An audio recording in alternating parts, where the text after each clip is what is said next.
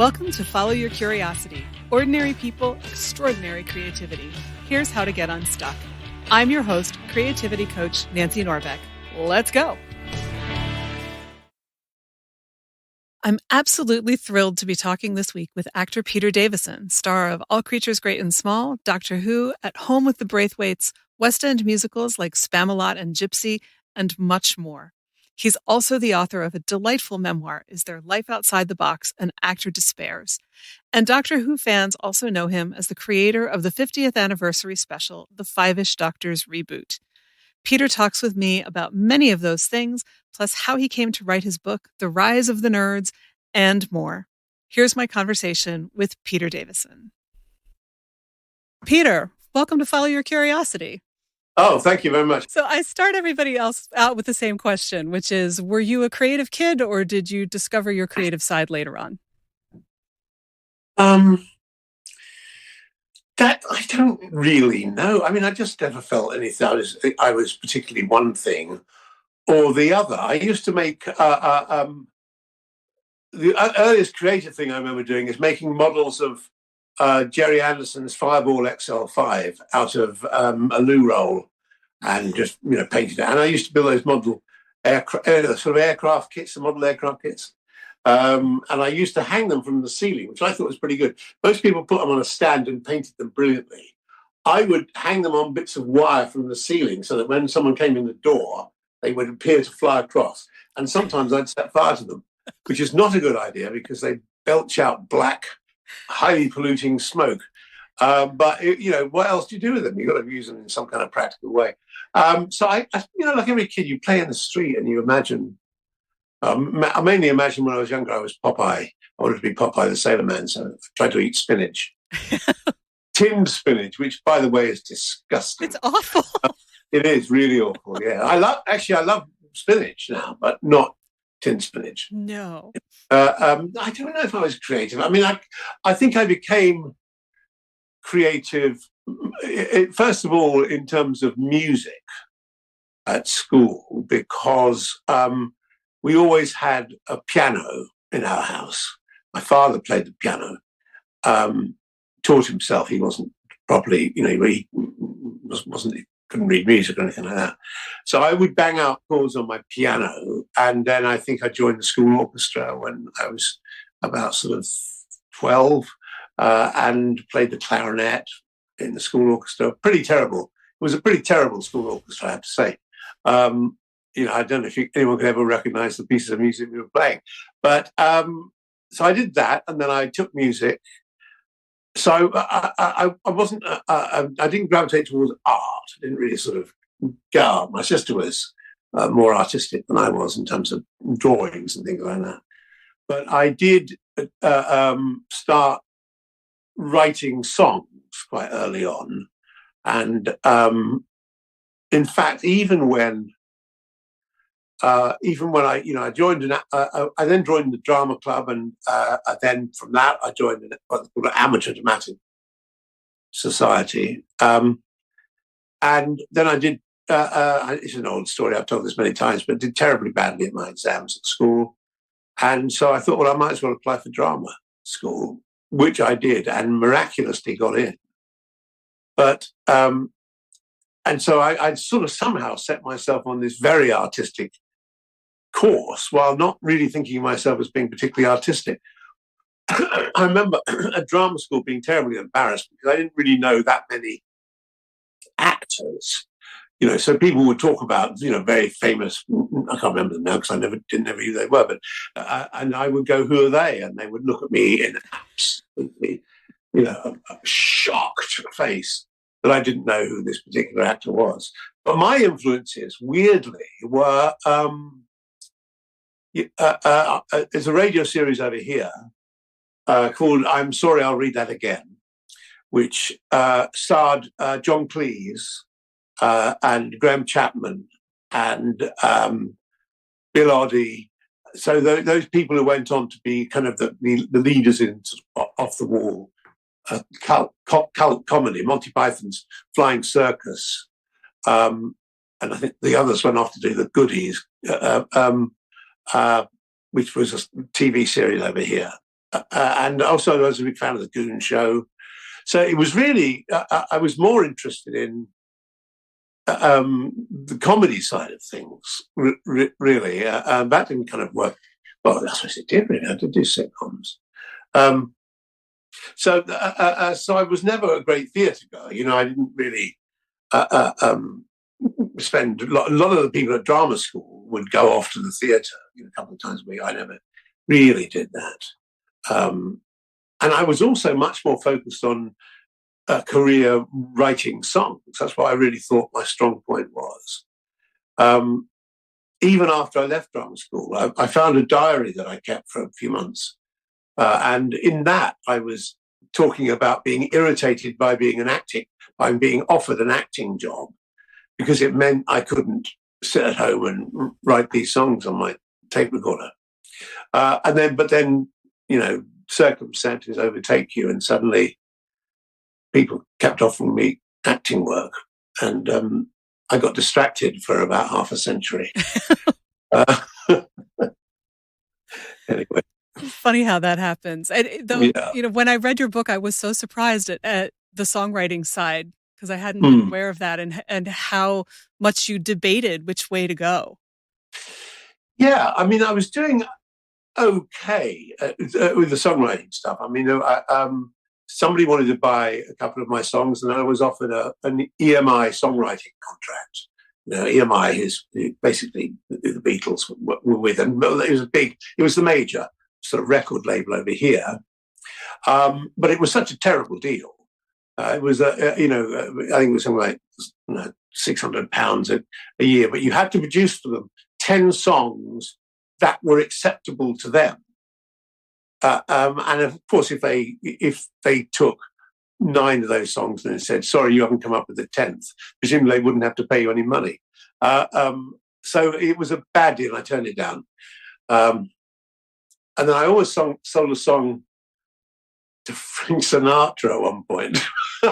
Or so the man told me. It would have been bad, but I turned that down because I thought, if it's that good, why am I giving it away for virtually nothing? And then I did a song on a Dave Clark 5 album. And then I wrote a theme tune for a TV series, couple. But by that time, I think the acting had sort of was taking me away from this. I was sort of very happy about that. Once I got into TV, I felt I'd found a home.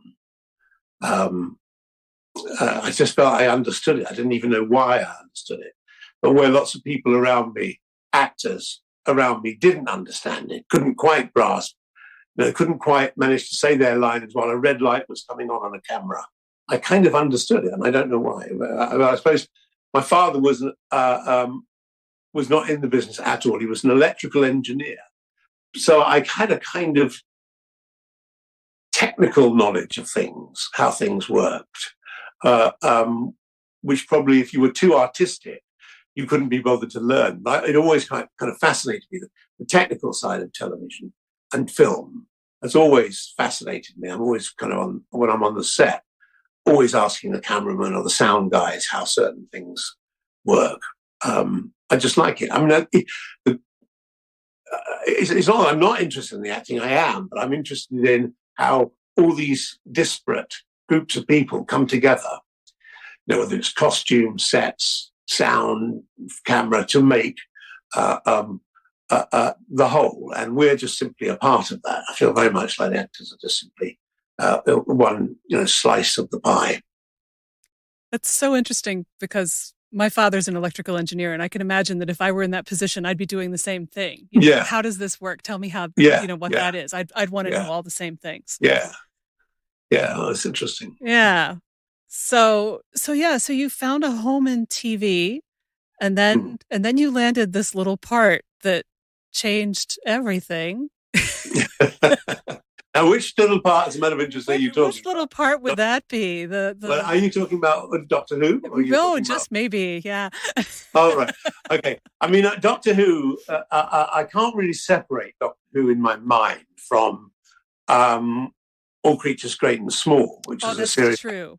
before, because I'd worked with John Nathan Turner in All Creatures Great and Small, and he left after one season of All Creatures. He was just what they called the production unit manager, and he left All Creatures to become the producer of Doctor Who. And I didn't think any more about it. I mean, we got on very well, John and I. But I think the nature of that part, the nature of the Tristan part, had somehow convinced John that I was what he called a personality actor. And I had never seen myself as that in any shape or form. I had just seen myself as sort of someone, like most actors, no character at all, and had to sort of create this character from just reading the script. So when he rang up one night and offered me Doctor Who, my first thought was, well, how the hell do you do this? But he was just saying, well, just do it like you. And I thought, well, I don't even know who I am. I mean, it's like he believed that I was Tristan. But I don't know if you've ever seen All Creatures. Oh, yeah. But so he believed that I was this sort of rather daredevil chap, sort of always up for a pint of beer and, chasing the girls around and things like that. And I had seen myself as a very shy, not very sociable person. But playing that Tristan had I'd found an outlet for something that wasn't really even particularly me. Interestingly, it's kind of grown a bit. It's grown more like me through the years. So I don't even know who I was then. But so it was troubling to me when I just didn't know how to play this part. He was sort of saying, I'll cast you because you're a personality actor. And I was sort of saying, no, I'm not. I don't know what personality I'm meant to be. So, but I had, of course, had the one advantage over previous Doctor Who's was that I had watched Doctor Who. So I had, and I was a fan of the program, not a mega fan like some son-in-law I know, but I was a fan of the show. So so I was able to go, well, my two doctors were William Hartnell and Patrick Troughton, so I'll try and draw on elements of those. The sort of irascibility of William Hartnell and the kind of rather wide-eyed, foolish innocence of Patrick Troughton. And I suppose, I hadn't really watched much of I hadn't really watched much of John Pertwee or Tom Baker, really, not because I didn't like them, simply because, like my sons, I was off at drama school. I was doing other things, and that kind of whole Saturday afternoon thing sort of goes out the window when you're hungover. So I drew mainly on the first two Doctors. I loved the kind of the vulnerability of Patrick Troughton, which I felt was something that had been lost in the brief things I've seen of both John and Tom. Actually, I mean, John was very much the sort of alpha male superhero, actually, always hitting people and punching people and being involved in fights and knowing much, much better than his companion what to do. And Tom was just he was very funny, Tom. I thought he was very clever and funny, especially when oh God, Hitchhiker's Guide to the Galaxy. Douglas Adams. When he was the script editor, I thought, it had this marvelous undergraduate humor, which I was sort of a fan of through Don't Please and all that lot. So, but I didn't think, I thought he had lost the kind of sense of danger that he was ever really under threat. You got the feeling that no matter what happened, even if death was approaching, he'd be handing out jelly babies and, being perfectly jolly about it. So, I tried to create a character through that. But prior to my starting, I famously, in my head, it was famously, I did this this panel on this lunchtime chat show in Britain, where they had got several people, just members of the public, to suggest ways in which I might play the Doctor. Oh my! And there were various suggestions. Whether they thought I needed help, I don't know. It was Pebble Mill at 1. It was in Birmingham. It was a lunchtime, fairly light lunchtime chat show. Anyway, so I was just listening to all these people going on a bit there, but then one bloke at the end said, "I think you should be like Tristan but brave." And I thought, well, that's it, really. that's what I'll be, Tristan but brave. So that's how I embarked upon it. But I wasn't confident. I felt that I suppose I was more like Pat Troughton. I think John came with John Pertwee, sort of, full on in your face sort of personality. Tom came with his full on eccentricities. And I felt a sort of kinship with Patrick, who I think was a bit like me. They didn't think he was anything, special in terms of personality. He just was an actor doing his job. And that's what I like the idea of doing. I've noticed in recent years I've become a little more eccentric, but never mind. I suppose that's only to be expected, isn't it? There you go. Well, and I think that, your doctor is different because he isn't as in your face. He's not the James Bond. He's not got the over-the-top costume and all of that. And I think that he's very underrated because of that. And I will say, full disclosure, I am a total Fifth Doctor fangirl, so that's where I'm coming from here. But I'm always disappointed when I see people saying online, I see people's rankings and he's like down at the bottom of the list. And I'm like, you guys are really missing out. And I don't know, what you think. I think that the Fifth Doctor is far wilier than people give him credit for. Yeah. I think he knows more what's going on and just doesn't necessarily let on that he knows what's going on. Oh, definitely. Yeah, that would definitely be true. I think he does have an element, which, as I say, of in my Doctor anyway, of being slightly reckless in terms of the consequences. And that's something that was very much a feature when Doctor Who came back. So,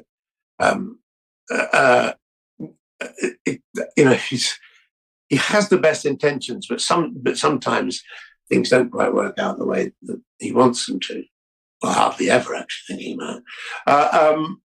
So, yeah, I don't know. I never really take much notice of people who say things. I'm not really aware of it because the truth is that when you meet people, it's not many people who come up and go, "Oh, I don't like you." I don't like you. Mostly you're getting the people who go, "Oh, I really like your Doctor." So I probably get a very rosy view of it. But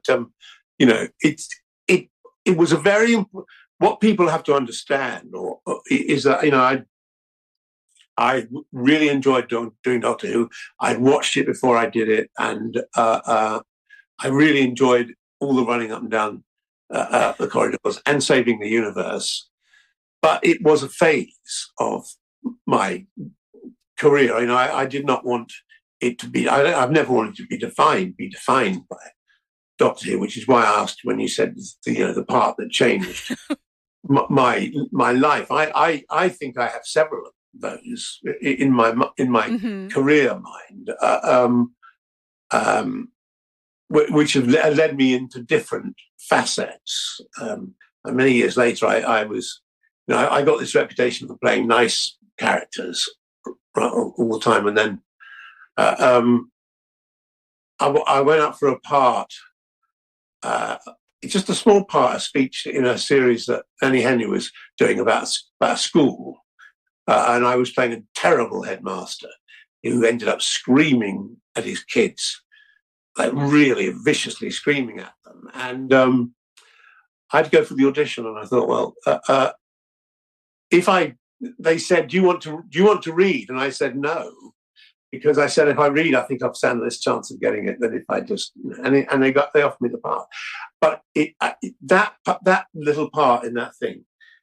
People saw me screaming at someone and thought, "Oh, he can shout at people," and so that moved me into a different phase, which included At Home with the Braithwaites and things like that, where I was cast to make unpleasant characters slightly nicer.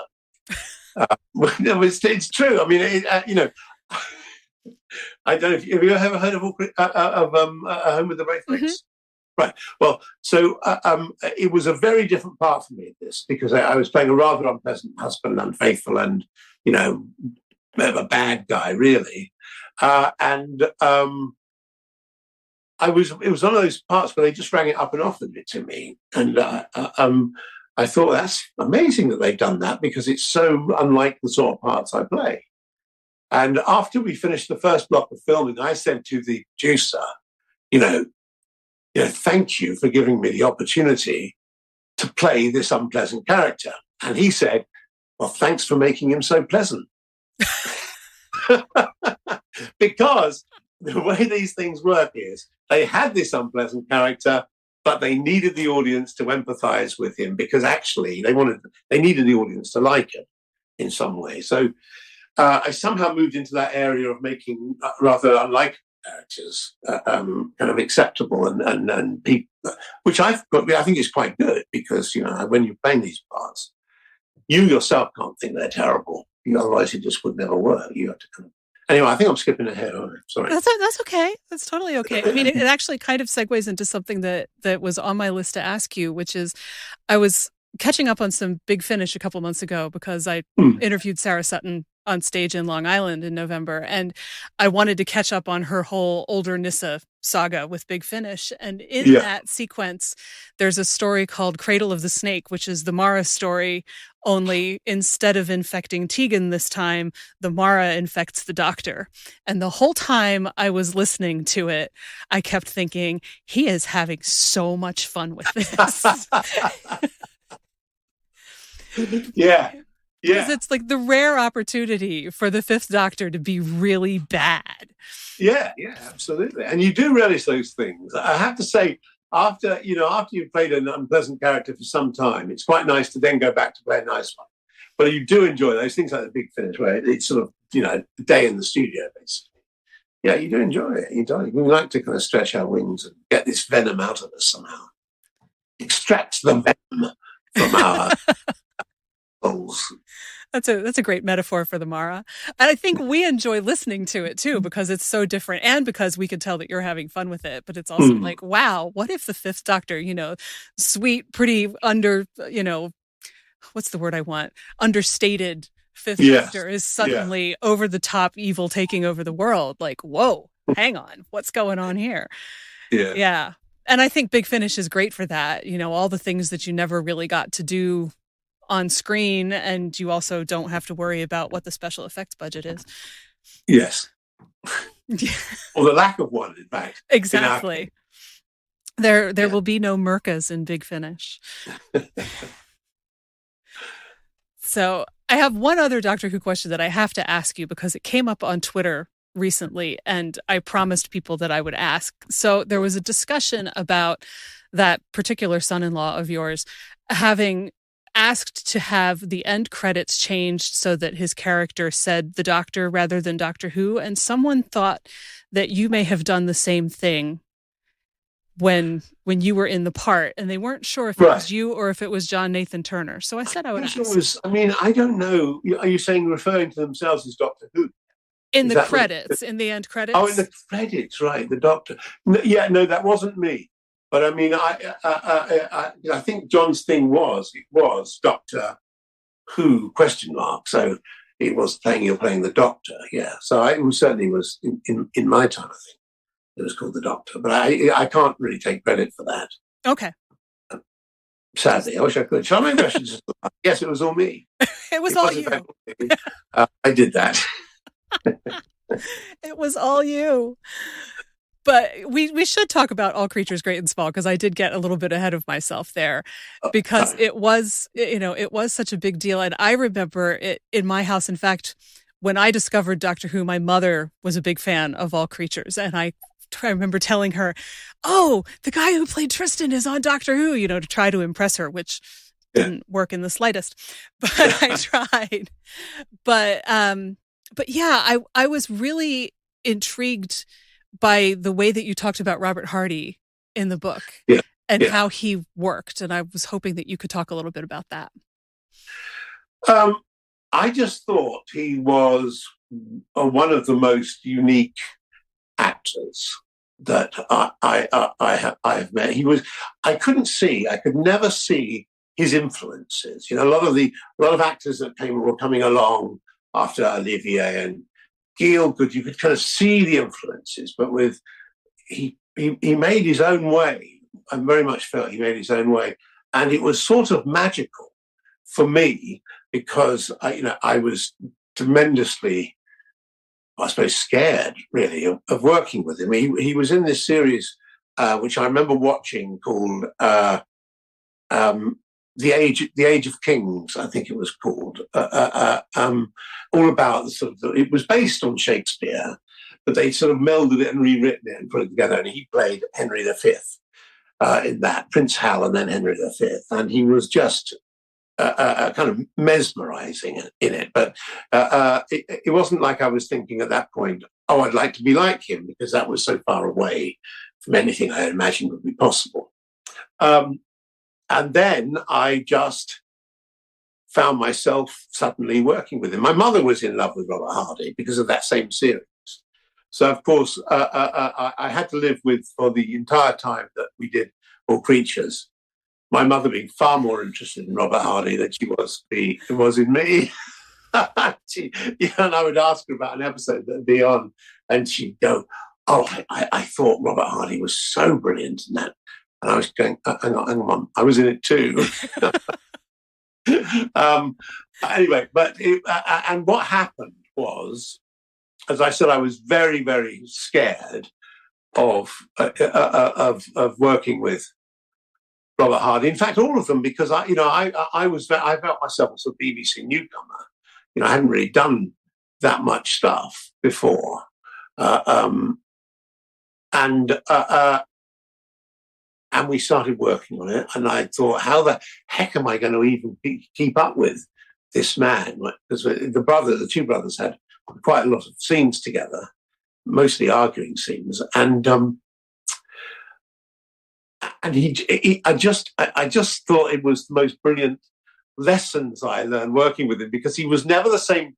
Most actors, when they're approaching TV or stage, I think probably, but mostly TV or film, is they try and pin down the character they want to play and the way they want to play a scene, and they have a pretty clear idea in their mind how they want to do it. I may be talking about British actors now. American actors may have a different style, because they're much more prone to making it up and changing things on the set than I think is the tradition over here. Because our history is from theatre, where you learn a specific script and you don't bugger around with the lines. So that tradition of going, let's do a little improv here, doesn't really happen so much. It may be coming in more now, I don't know. But when I was coming up, there was no tradition of going, let's just see how it goes. Let's just change, say whatever you like. That never happened. You had the script and you tried to get the script done as well as you could. And he would... So I was always working, okay, I want to do the scene like this. I think Tristan should say this line like this. He should do that. And Robert Hardy never did that. Every single time you did the scene with him, he was completely different. Sometimes he would fly at you in a rage in the scene as Siegfried, and sometimes he'd be really... and I just had to react all the time to that. And it was an extraordinary just lesson in how to just never try and not nail things down quite so much in terms of the emotion. The words, yes, but not in terms of the way you might react. Don't decide the way you're going to play a line until the other person says the line to you. It's got to come off almost the top of your head, the reaction. Maybe that's what I mean. It was about how that acting is reactive. It's very much reactive. And he would just throw things at me all the time. And we go for another take and things.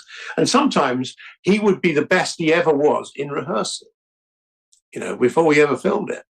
And when we got to the filming, he never quite managed to do that same thing. And he knew it.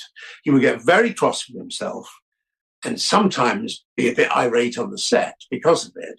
But I knew what he was saying. He was saying, I didn't get it right. I couldn't keep it down. I couldn't keep it under control, because he just I mean, the genius of him was it was kind of his inconsistencies in terms of the way he played it. How they would cut two scenes to do together that he did, I don't know, because he was always just different depending on how it grabbed him at the time, and he liked the way that I was able to keep up with him. I think I wasn't doing any more than that, but I could keep up with him, and so he then went and said to because the original idea was that Tristan was only in, I think, 5 episodes of the first series. And then he went back to college and sort of disappeared. And he went to the producer and said, we need to have Tristan, my character, in it much more, because I like those scenes. They're a chance for me to really sort of go for it. And so I was in it, until I departed to do another series, so I couldn't do a series. I was in it all the time. Then I came back for the final special. So yeah, I mean, he was really. I felt I learned an enormous amount from him, and he had a bit of a reputation for being a bit sort of sharp but I understood why that was, and I thought he was great. It sounds like the kind of thing that sticks with you forever.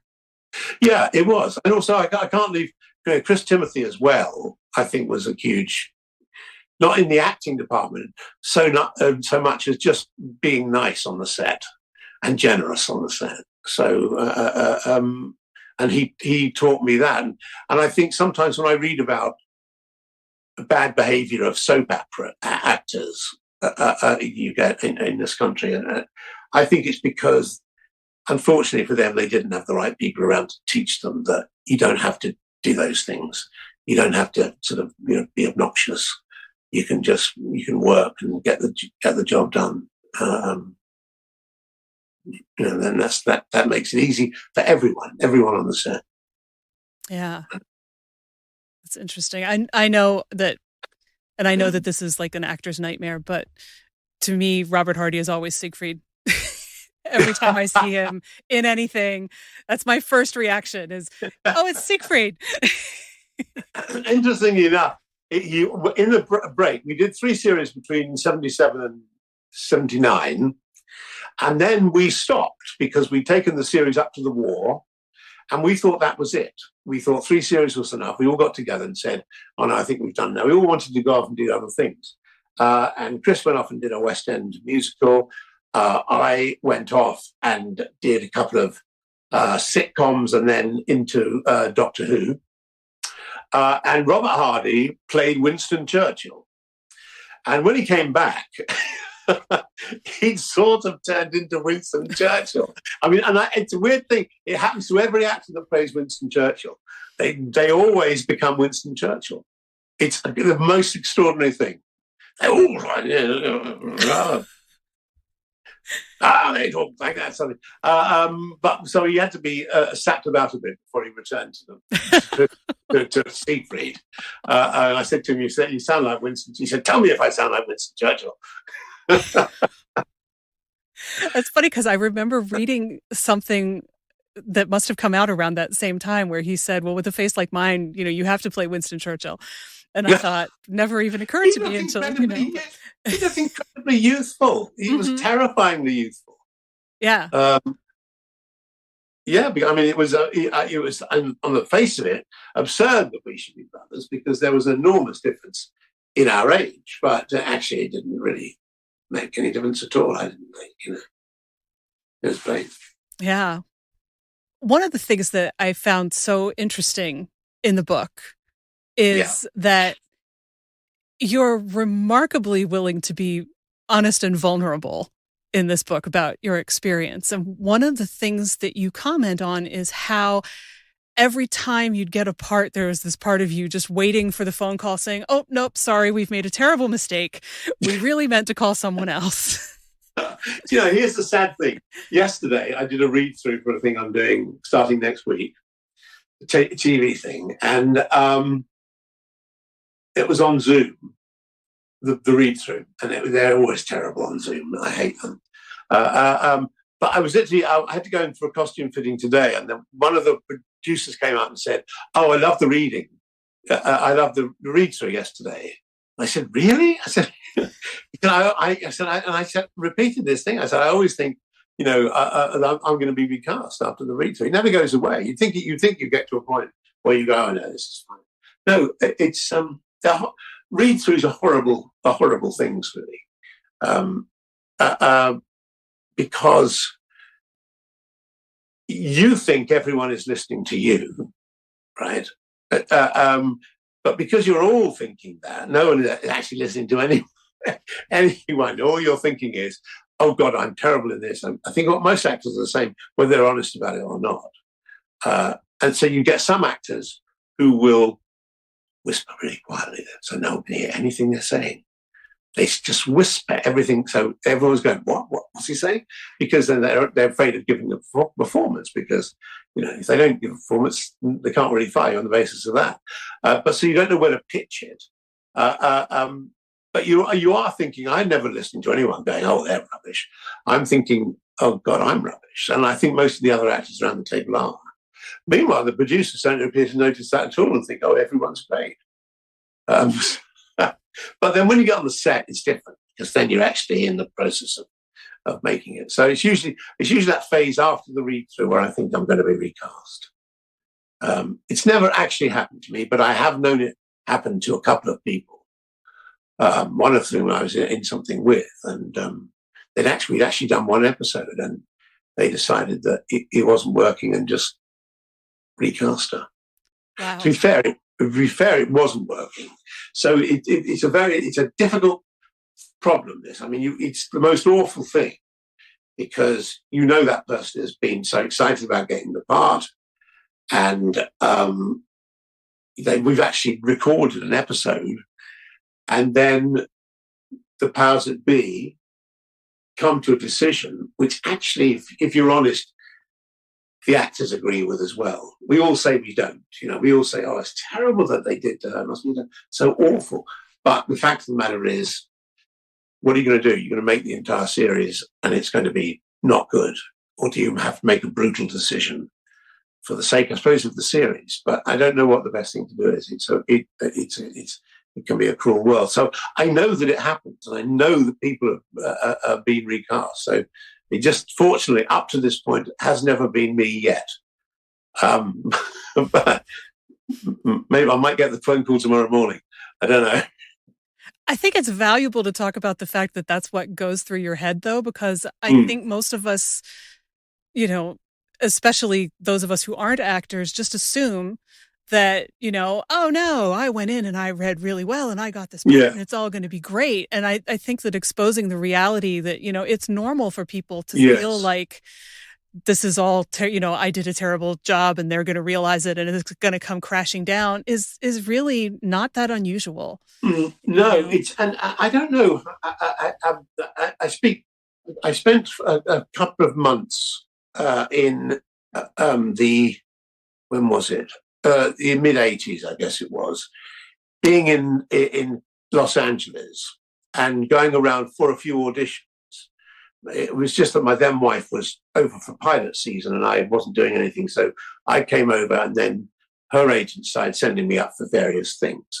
And there is a difference between, and this is going to be a bit of a generalization, because I'm sure there are American actors who aren't like this, but there is a kind of self-confidence in American actors that isn't there in British actors, and I don't know why it is. So I would sit in the room waiting for the audition, and there will be American actors there, and I'd end up talking to them, and they quite often would say things like, oh, I did a movie last year, but it hasn't come out yet, which is such a shame because I was absolutely brilliant in it. And I think, really? I just can't ever imagine saying that. So there was a kind of confidence about what they were doing. And I always thought, when Dallas and Dynasty were reigning supreme, and the truth is they were pretty terrible scripts, so Dallas and Dynasty things, really. I mean, they were very popular, but they were pretty terrible scripts. And they quite often draft English actors and actresses into those series. And I felt when I would watch them that I could see behind their eyes that they thought, this is a really terrible script, but I'm doing my best to say it. But the American actors would go for it full on and, of course, bring it off. So people like Larry Hagman, actually would go for the full thing. Whereas, I remember watching people like Stephanie Beacham. She was very successful in it, but, I'd worked with her. And I just felt when she had a really terrible line, there was a kind of subtext in her performance which said, I know this is a terrible line, please forgive me. So I'm not knocking American actors, because that confidence can bring you through all sorts of, crises that maybe British actors have. But I think there's a kind of assurance in certain areas. Maybe it's just film or television. Maybe it's not the same on stage, because we have a kind of background of stage. Therefore, stage feels like home to us in a funny kind of way. Whereas once you branch into films, we feel that's really the American territory. That's where Americans know what's going on. As I say, I would, if I did a movie and they started saying, let's just improv this scene, Peter, I wouldn't know where to start. I would be completely lost. Anyway, but you can still offer me the job if anyone's out there. And I'm willing to take the job. Don't get me wrong. Well, I want to make sure that we have time to talk about the book, and I'm hoping that we can also talk about musicals too. And they sort of come together in the book, because the book is Their Life Outside the Box, is structured so that you have kind of an opening for each chapter that is sort of present day, that usually has something to do with Gypsy. Yeah. And then that the diary is reflected in, the memories that kind of, go with that. Yes. That diary entry, which I thought was really fascinating, and we'll get into that. But I'm first of all curious about what inspired you to write the book in the first place. Well, someone came to me, a comedy writer called Andy Merriman, who I'd done a radio series with sometime before, and he said, do you want to work together on your autobiography? And I love Andy, and he's a great writer, but I felt if I was going to do it, I had to do it myself, every word. So Andy, very kindly, I said, I'm very happy to have you on board to give me any advice about what I've missed out and how I should approach certain things. But he said, well, why don't I just go off and do research? So he went off and he met up with various people I've been at school with, and a drama school, and he met up with my sister and talked to her and got the sort of background info that maybe I didn't get. But I was just determined to write it myself. I wanted to write something that was my experience of an actor, as being an actor, which I'm sure is very common. It's certainly not unusual, but as you say, maybe actors don't always put down that down on paper. Some people do. I mean, some of us do. But it's just, I think it's what's appealing about actors is our stupidity. Really, we are terribly. We are on the one hand terribly frivolous people. We're a really frivolous job. I mean, we really like to entertain people, and or not even that really. It's just a great job to do. If I'm honest about it, you couldn't imagine a better job to do, because I've enjoyed nearly every single day, even if it's been terrible, that I've been in this business. And you can't really say that. I think for a lot of people, if it's a Monday to Friday thing, you struggle through and you live for the weekend. I live for the working, and I find the weekend intolerably dull. Because, I said to my wife last year, the thing is, I've got to the age now, it was always on the cards, but I've got to the age now where my social life is working. That's why I meet the people I talk to, and it's nice. I'm trying to think. I got tired of actors being worthy. Actors can be terribly worthy sometimes. It's a really important piece I'm doing here. I think it's really, it's important. People's rubbish. It's just you like doing it. It's a good job to do if you can get into it, and just enjoy it for what it is. Whether it's the thing I'm doing at the moment is a really, really silly comedy film. It's a TV thing, but it's a Christmas special comedy film, which I will enjoy just as much as anything that I might think is worthy or moving. We just entertain people. You can entertain people by making them cry or sad or happy. It's just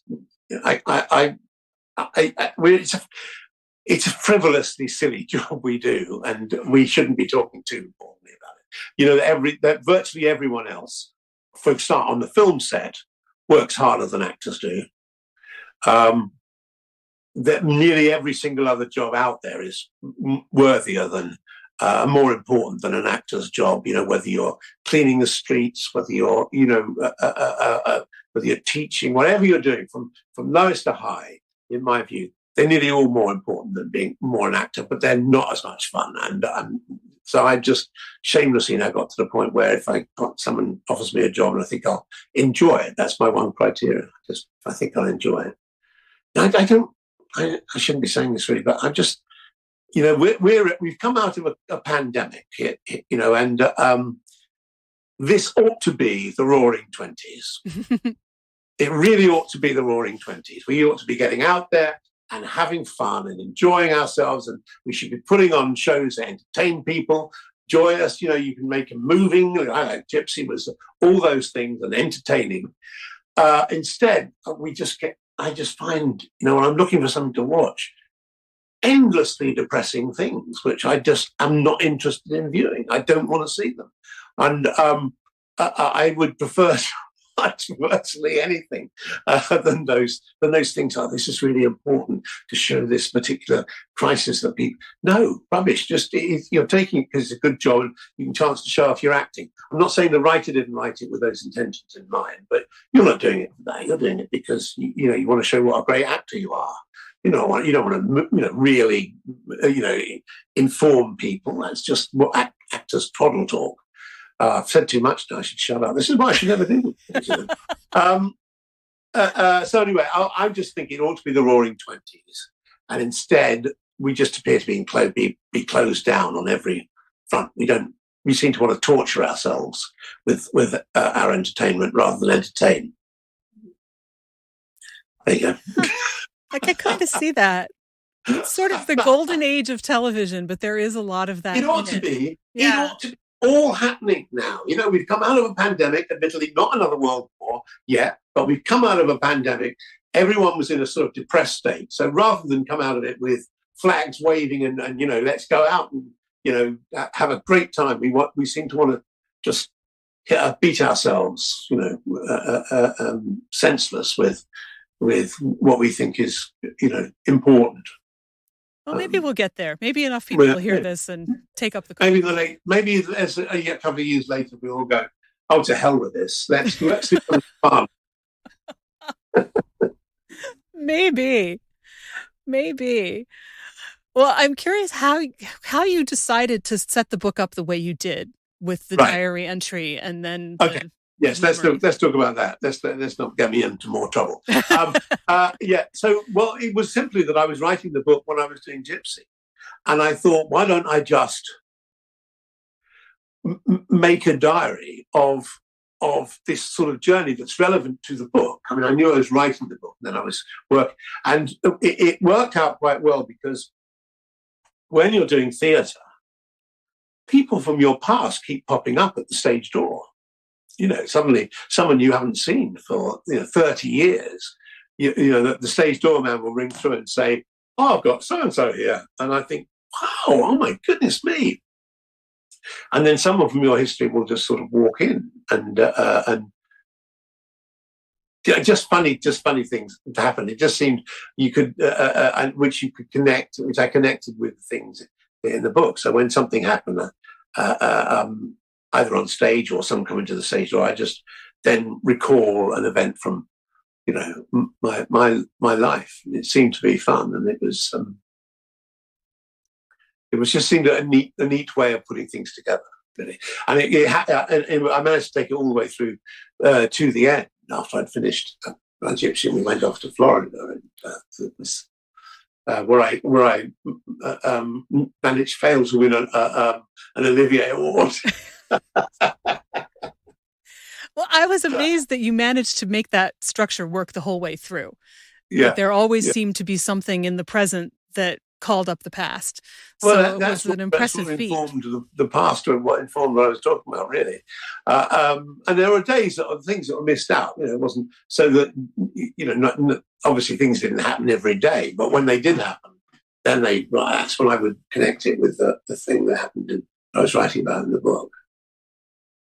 Yeah, I enjoyed the whole process, and I did write very proud that I wrote every word myself, and then we had battles with the publishers over titles of the books and things like that.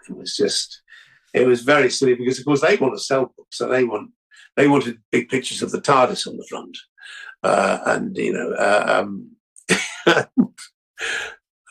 we had an argument over the title. They didn't understand the subtitle, An Actor Despairs, which is from Stanislavski, An Actor Prepares, which is the famous acting book that you get given.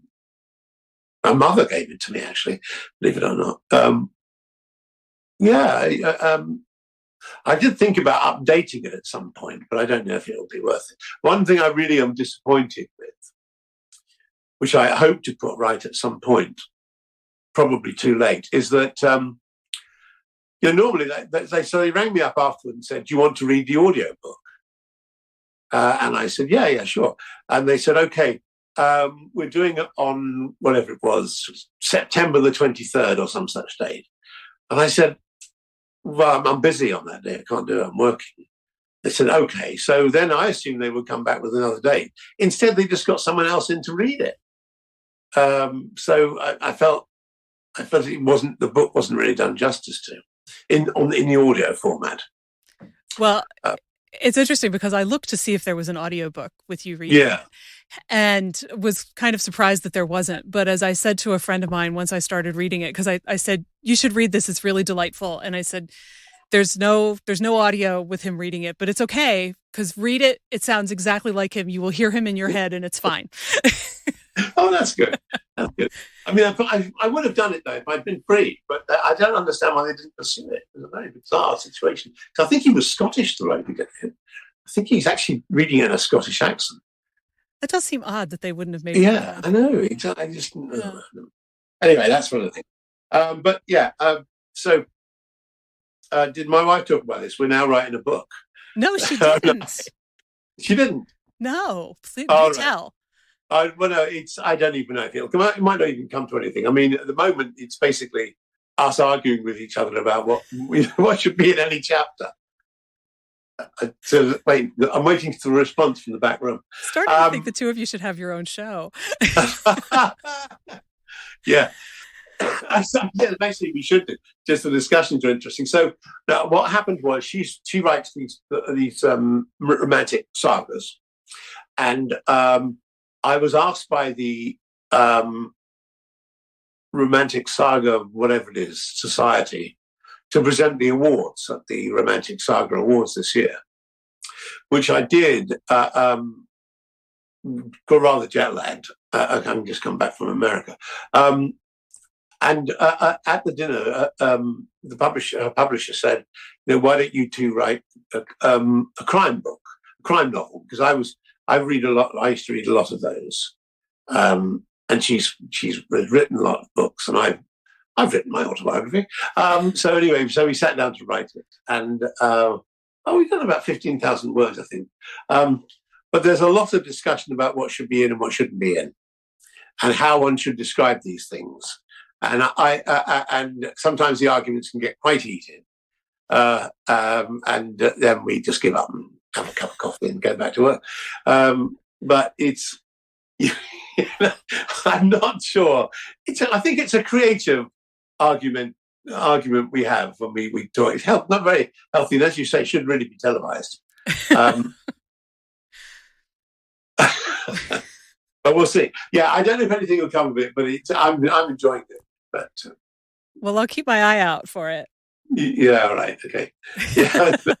When either that or some heinous murder committed in this house because over syntax. I hope not. No, it won't. It's absolutely fine, but it's quite funny. Well, and you did also write the wonderful, I'm going to call it a love letter to fans that was the Five-ish Doctors reboot. Oh, yes. Which was such a surprise. Yeah, I think it was a surprise to everyone, really. That I had this idea. Originally I'd done 2 very short videos that I think are somewhere on Vimeo or something like that, which were for, in the old days, Gallifrey 1 convention in California. And one year I was invited, in 2010, I was invited by Sean to come over, and I couldn't go because I was in a play. I was in Legally Blonde in the West End. And so he said, could you do a short video, saying, sorry, I can't be there. And it turned into about a 5-minute, 6-minute video, quite, funny video about why I couldn't get there and things. And then the following year when I could go, I thought I'll do another video about me arriving in the TARDIS, and I actually then appeared out of the thing. So I got used to doing these sort of videos, and then when the 50th came around, I just thought it'd be quite fun to just do a little story, just filming with my home video camera, which is how the others were done. But I thought I needed to film in Cardiff, so I sent the script off to Stephen Moffat, saying, is it possible to spend just a day shooting little bits? And they got hold of it. Faith Penhale got hold of it and said, I'd like this to be part of the celebrations. And they said, we'll give you a budget of 25,000. Sounded like an enormous amount of money to me. And then you sit down with one organizer, the production manager, and it's gone. It's gone in like an instant.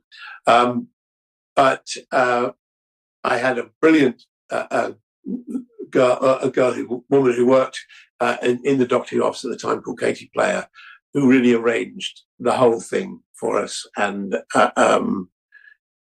as I went on, I managed to persuade Colin and Sylvester and Paul, who were quite reluctant at first because they just thought it was a bit of nonsense, that it was worth doing. And then by the end, they were really giving up a lot of their time to doing it.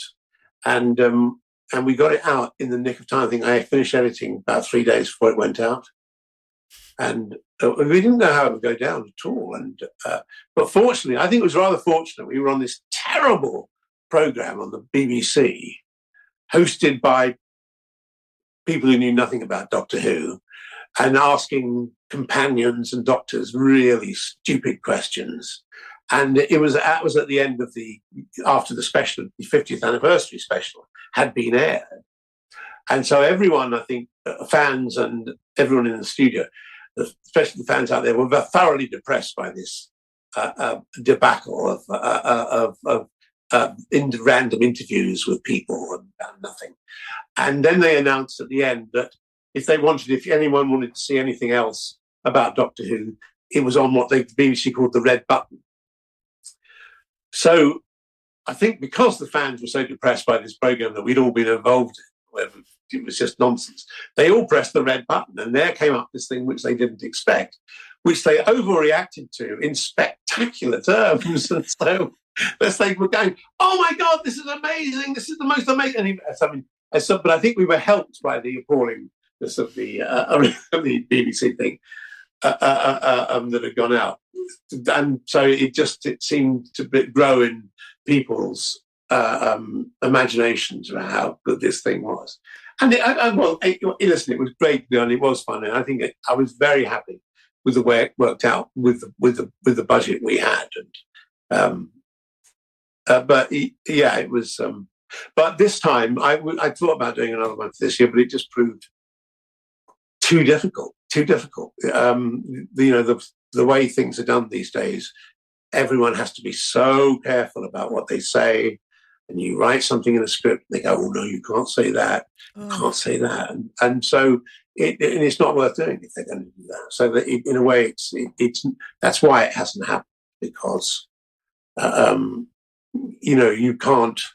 There was a sort of freedom in that thing to go with the way we wanted. I mean, we were still getting notes from BBC execs, which we ignored for the most part, and then they just gave up. And so it went out largely as we wanted, as I wanted it to.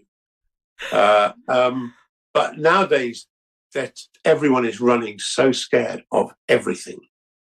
You're just told all the time, you can't do this, you can't say that, you can't have that, you can't have that person in it. He said something at some point, and it just becomes a pointless exercise. So I suppose in my own way, by failing to do it, I've contributed to the miserable 20s.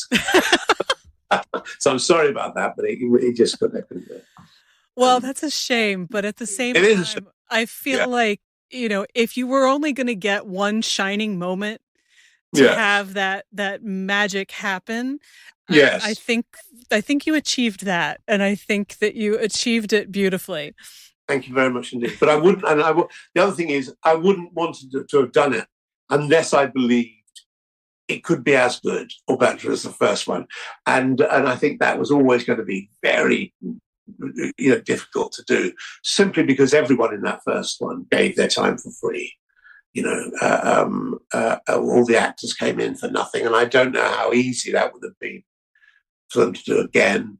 And I would have wanted to be sure that it could be as good or better, as I say, and I don't think it would have been. So, well, and anyway, I think there you go. It really did feel like a love letter. Yes. It was so obvious that you guys were doing it because you wanted to. And I remember seeing it must have been on Twitter, the day that you were all out with the protest signs. Yeah. And none of us had any idea what was going on. And people were like, I thought you were serious. What are they doing? What are they doing? What? Because we thought, are they serious? They're really upset. What's going on? And then when we finally saw it and it turned up in there, it was like we finally were in on the joke, and it was fantastic. Yeah. But the whole thing and the way that, you roped that son-in-law into, at least looking like he had been roped into it, and all of it was just it couldn't. I don't think it could have come together much more perfectly if you. No. Like in a choice in that. The thing is, I also felt that it was my kind of love, as well as it was obviously Colin's, Celeste's, and Paul's, and David's as well. But I felt I felt quite personally about it because of maybe what you were talking about earlier, that maybe sometimes people don't take my doctor quite seriously. I wanted to sort of say that I had been a fan of this series, since it started, really, and I wanted to say that it does mean to me something to me as well. But it's very important to me that I did this, and that I showed that I do like the whole business. It's, in a way, the whole fandom business is extraordinary, because it's so, it's like a haven for anyone with any sort of troubles, not only for genuine science fiction fans, but for people who, I always think, you meet them, obviously, people at big conventions who have trouble sort of interacting with people, and yet now then they find themselves in this family of Doctor Who. Going back, it was quite a small family, because while Star Trek was much bigger, Doctor Who was quite small. Doctor Who has expanded now, but in that first instance, it was people who were devoted, and it was a haven for all sorts of weird and wonderful people, and it still is. But it's just got it sort of got bigger. So and everyone was so just accepting of everybody in that within that fandom. It was great, and you would go along in the old days. Because we didn't know any better, maybe, you just spend the entire weekend sitting around with all the fans, and as it's got bigger, that's become more difficult. And in those days, it was like a large family of weirdos, and we were another group of weirdos. There's something great about weirdos. So it's I suppose it was sort of before the rise of the nerd, wasn't it? Really, now in those days, nerds were kind of like, ooh, they're a nerd, but now he's a nerd. It's now a pretty wonderful thing to be. My son really does count himself a nerd, and is damn proud of it. So now, you have the nerds shall inherit the earth, I suppose is what it is. I think that's true. And I think that's one of the really cool things that I don't think is limited to just a Doctor Who fandom these days, where, you can go to a con and meet the people who've made the show as well as the other people who love it like you do. Yeah. And you're all in it together. There isn't that sense that, they're just here to be on the panel and then there's the rest of us. There really is that sense that, you can go have a conversation with Peter Davison and he gets why you love the show just as much as you do. And, when I talked to Paul McGann a couple of years ago, he talked about how he loves hearing the stories of, how that show has impacted people's lives and, what it's done for them. Yes. And I'm sure you've heard a lot of those too. Oh, lots of them. Yes. You don't quite know what to say when people came up. We met and fell in love and got married after meeting you. Well, it's my pleasure. Thank you. But no, it is very nice, and you do get. I had this. She's the sweetest girl who's just spent the entire time when I should have been talking to her just crying because I was there, and you want to say, listen, I'm nothing special, I'm just me. But then you think, oh, is that a wrong thing to say? Because is the idea that they want you to be something special and different. I don't know. I never quite know how to handle that. You don't want to let someone down when they meet you. You want to sort of, in a way, live up to their expectations, but you're never quite sure what their expectations are. Right. So I just try and talk to, if people come up, just talk to them right. in the moment. But then when people get so emotional, I'm not awfully good at handling it. I go a bit British, it'll be fine. Just take a deep breath. Well, I will say the first time I met you was at Long Island 2 in 2016, and right. It was the photo op with you and Colin and Paul, and I did reach over to shake your hand and say, you got me through high school, because you did. And that was when I started writing. I started writing my own Doctor Who stories with Fifth Doctor and Tegan and Turlough, and that was how I got started. And it was my escape. Yes, absolutely. That's always lovely to hear, and it makes you feel good. But I'm not very good at handling it, so I don't know what I said. No, you were great. And then Colin got very jealous because I had no idea at that point that you guys had your little rivalry thing going on. And so that made it very interesting. But and I'm sure that there were plenty of people out there who, have a very similar story, got their start writing or acting or whatever because of something that they saw you guys do, or the Star Trek folks or whoever it was. Well, look at it now. I mean, look at the 2 out of the last 3 showrunners. Well, Russell T. Russell T. Davis, Stephen Moffat. Crazy Doctor Who fans. The lunatics are running the asylum. Well, and that's true of much of Big Finish too. Yeah, absolutely. Oh yes, they're completely nuts. Which I think is great. It's like, wow, look, the fans that turned it into a real thing. Yes, amazing. Yes. I got an email yesterday from the guy who does the extras for the Blu-ray releases, DVDs, and they're working on the 20th the 20th season now, which we've done. I think he must just be editing. But he's just being. We did a trip from London to Germany, Janet, Sarah, and myself, in a car, where we just basically argued the entire time. So there's a pattern emerging here, isn't there? I'm arguing with Janet and Sarah. Anyway, he said, "Don't say." He said it was originally meant to be 20 minutes long, but it's now 75 minutes long on the DVD. He said because I couldn't cut any of it because it's all so ridiculously funny because we just never stopped doing like that. So yeah, so we're all we're all crazy as each other. That's what I'm saying. It's wonderful. So whether you've made us crazy or we've made you crazy, I don't know. It all works out terribly well. Yeah, I think it's perfect. Perfect the way it is. All right. Okay. So, well, I appreciate you taking the time to talk with me today. This has been a blast. That's our show. Thanks so much to Peter Davison and to you for joining me. Please leave a review for this episode. There's a link in your podcast app, and in it, tell us what you'd like the new Roaring Twenties to look like.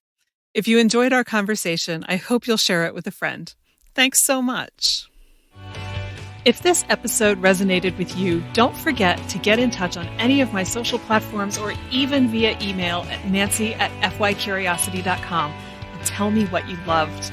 And if you're feeling a little bit less than confident in your creative process right now, and you haven't yet signed up for my free email series on 6 of the most common creative beliefs that are messing you up, please check it out. It'll untangle those myths and help you get rolling again.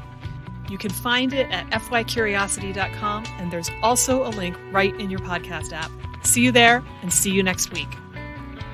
Follow Your Curiosity is produced by me, Nancy Norbeck, with music by Joseph McDade. If you like Follow Your Curiosity, please subscribe, rate, and review on Apple Podcasts or wherever you get your podcasts. And don't forget to tell your friends. It really helps me reach new listeners. Thanks.